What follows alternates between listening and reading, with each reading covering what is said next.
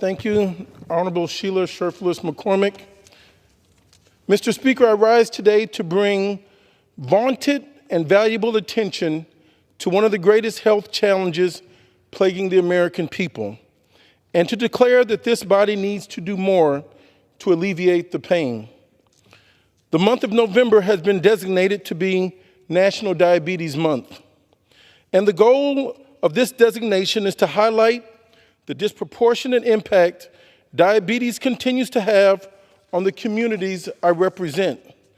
Never before has one chronic disease so diabolically focused its fury on Black and brown people, which of course begs the question as to whether or not the proliferation of this silent killer is connected to the quality of food and economic choices of those very same communities. The physiology of Black and brown people are not in any way predisposed to be more vulnerable to this disease than any other group of people. And yet diabetes continues to destroy Black and brown lives at a rate that is more than disproportional, but diabolic as well. Since 2001, the proliferation of type 2 diabetes among Black and brown youth has increased at a rate of 95%. 95%, Mr. Speaker. According to the National Health Institute, young people between the ages of 10 and 19 years of age have seen instances of type 2 diabetes double amongst them. 2 out of every 100 Black youth now and indigenous youth suffer from this disease, and it is accelerating at an alarming pace. As I stand before you here, I shudder to think about the implications associated with the level of increase, what that will mean for the quality of life of families of young people currently sinking into this chronic abyss. Whether we're willing to acknowledge it or not, the way we currently treat, talk about, and address this disease will leave this country vulnerable to a medical tsunami, the likes of which no one on this planet has ever seen. We cannot be silent about this, because if we do nothing, African Americans are twice as likely as any other group to die from this disease. If we do nothing, African American adults are twice as likely to be hospitalized because of diabetes and suffer long-term complications more than any other group. If we do nothing, Black people in this country are 3 times more likely to be diagnosed with renal disease, which of course is a portal that leads to a whole host of other debilitating morbidities. If we just sit around and dither, Black people will be 60% more likely to be diagnosed with a disease that has the power to kill them. And let us not forget that African Americans currently make up 13% of the American population. And when 95% of the young people that make up 13% of your entire population are currently slipping down the slippery slope of diabetes, someone has to sound the alarm. This is why every American should be glad that President Biden has declared November to be National Diabetes Month. And all of us should be glad because this is a conversation we need to have. The time for us to act as if this is not a national emergency is over. Diabetes in the American population has crossed the Rubicon. We are well beyond the point of no return. And if we do not decide that the health and the health care of every American, particularly African Americans, is a priority equal to its importance to national security, then we will rue the day we buried our heads in the sand and preoccupied ourselves with the seasonal foolishness of partisan politics. This is not a red state or blue state issue. The American people are dying. The American people are suffering. The American people are looking to the government they elected to do something in its power to help them fight and ward off the devastating effects of this debilitating disease. Last year, millions of Americans reported hoarding insulin because of shortages, and the overwhelming need is manifesting itself nationwide. Who would have thought that people who live in the world's greatest country, in the history of the world, would have to hoard medication? Could any of us have ever imagined that the need for insulin would be so expansive that hoarding the medication would be a necessity or even an option? But this is where we find ourselves. This is the reality of millions of Americans have to live with every day. This is the minute-to-minute struggle for countless American families trying not to lose hope amid a sea of chronic and cataclysmic medical consequences.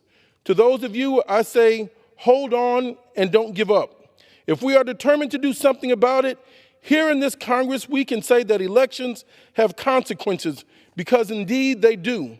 And one of the positive outcomes of the last presidential election is the fact that President Joseph R. Biden is the duly elected president of the United States, and he helped pass the Inflation Reduction Act to help us deal with the cost of this runaway insulin. Now, insulin is $35 a month. That is very much a welcome relief in my neighborhood.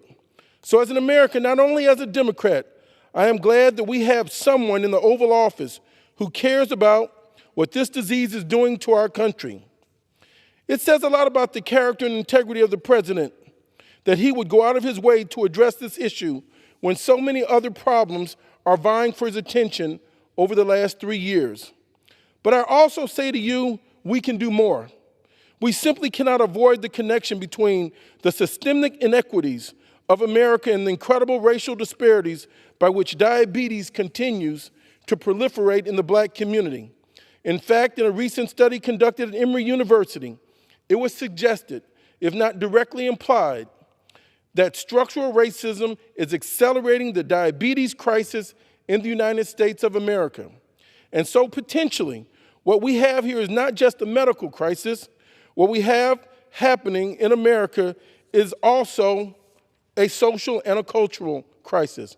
Because when it comes to diabetes in the black community, it would appear that our current crisis is a result of a strange confluence of issues: nutritional opportunities, access to fruit and vegetables, and the inability to afford healthy nutritional options have all come together to make an already terrible situation worse.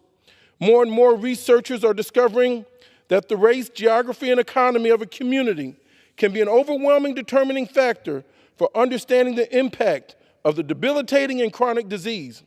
This is why I've been a major proponent of the Gus Schumacher Nutrition Incentive Program, the GUSNIP. I'm a major supporter of this program because it allows the Secretary of Agriculture to provide funding opportunities to conduct and evaluate projects providing incentives to increase the purchase of fruits and vegetables for low-income consumers. For many years, the other party has wanted us to believe that government is the problem, but what they forget to tell you is that sometimes national problems require national solutions, and there is a role indeed for government. In this program, it is critical for us to also understand that we cannot retreat on SNAP. There is too many Americans that need the supplemental nutritional assistance. Let us be clear, the same way we incentivize big corporations and wealthy individuals with tax breaks, we should have the moral courage to incentivize healthy choices for low-income Americans. What's good for the goose is also good for the gander. If incentives work for rich people, then let them also work to save the lives of working-class and low-income Americans. And as I stand here tonight, I am actively working to see this program is fully funded this year. This is something we must do. We owe it to the American people to do everything we can to help them save lives. And let me simply say that it's about time we start incentivizing things that keep people alive and not just behaviors that make people more money. It is my great hope and expectation that the expansion of GUSNIP will allow the program to run more efficiently and increase cooperation between recipients and the federal government. I also believe that a greater emphasis needs to be placed on the Healthy Food Financing Initiative, created back in the Obama administration to provide grants and technical assistance to empower families to have access to fresh, healthy, and affordable foods in rural and urban communities that are underserved. Most people fail to realize that the overwhelming instances of hunger in America are not happening in American cities, but this is rather taking place in rural communities. This is why I'm pleased that the Department of Agriculture partnered with the Reinvestment Fund to invest $22.6 million to improve access to healthy foods in the underserved communities. We have an obligation to all that we can do to empower ordinary, everyday American citizens to make choices that will sustain their lives. As a government, we cannot make the choice for them, but we can create a better set of options for them to make life-saving decisions for themselves. Because what good is it in balancing the budget if the American people are sick and are dying of chronic disease? What good is having a strong military or defense if the American people are withering away from diabetes and other morbidities that slowly eat away the health of the nation? A coherent and stringent immigration policy will mean absolutely nothing if the people who are already citizens of this country are dying from diseases that we can avoid. Everything that America is and everything we hope that America to be depends on the health and safety of our citizens. Because of this absence of being healthy, there is no American dream without health. I say to my colleagues, let us do everything we can to empower people to have greater health, longer life, and that every American deserves the best.